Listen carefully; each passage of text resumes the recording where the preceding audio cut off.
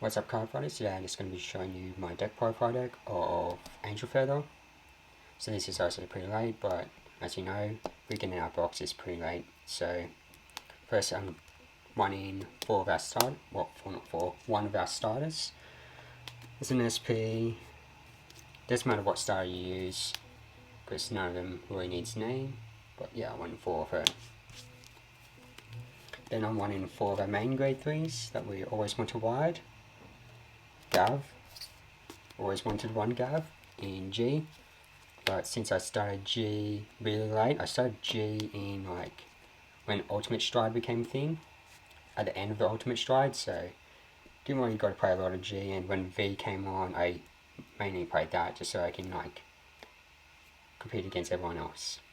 So four of her, then I won four Hemi, just because we need her, but she usually goes into damage pretty quickly and I usually just grab her out.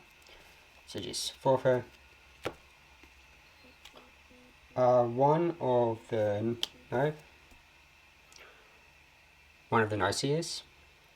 So I mainly use her if people just damage deny me. If they bring me on one damage and then just leave as that, I usually just search for her and then use her effect and then use Gav, and then I'm usually at 3 damage.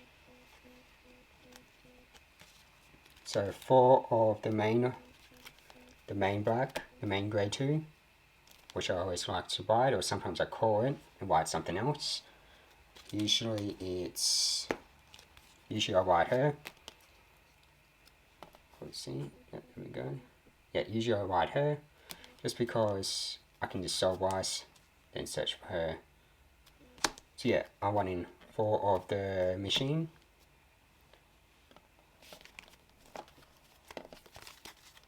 And then one in four of the black mapping, just because she's a soul boss and I can just instantly heal. She doesn't put anything in my hand, but she does allow me to do a damage check, so that's good. Four of our main grade ones that we like to ride. She's good. When she hits, I can draw an extra card, so that's great. Just makes people guard early too. Four of our grade 3 searches. I didn't know what else to put in here, so I decided them because I don't really need a search for grade 3s. Usually I hit my damage or go in my hand, so don't really need her, but she gains +5 every time there's a new card in the damage, so that's good. This is the main card I put in the back rows, just because she gains an extra 10k. So I won 4 of her, and then I'm wanting 8 crits. So obviously 12 of the normal crits, and then 4 of the Sentinel crits.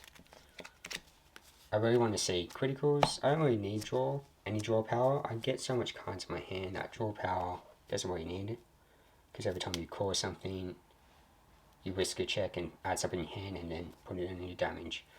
So adding 4 of her is great. Price is good when your Vanguard have her. You can put a bunch of crits on her, or even put crits on your Vanguard, or one of your Vanguards. Usually it's the mapping one. So usually like this is going for like 3 to 4 damage. This is just going for like 1, and this is usually going for like 2 or 3. And my opponent is usually like 4 or 3 damage, and they're either afraid of her, die from her, or die from her. So that's what it usually is. So that's my deck profile for Angel Feather. Obviously I use Protect. Hold up, let me grab some Protects. Obviously I use Protect 1.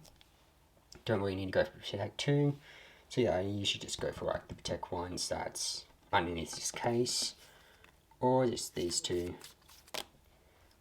You do need one more Protects. There's some indication that I do have a couple of Protects. So hold up a sec. So it's good to one like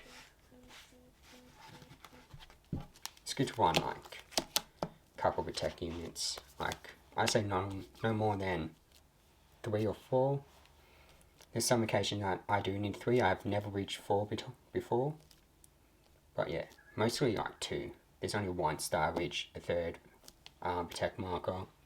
But that game ended pretty awful for my opponent, so 2 or 3 protect markers is fine. Don't really need any more protect markers than that.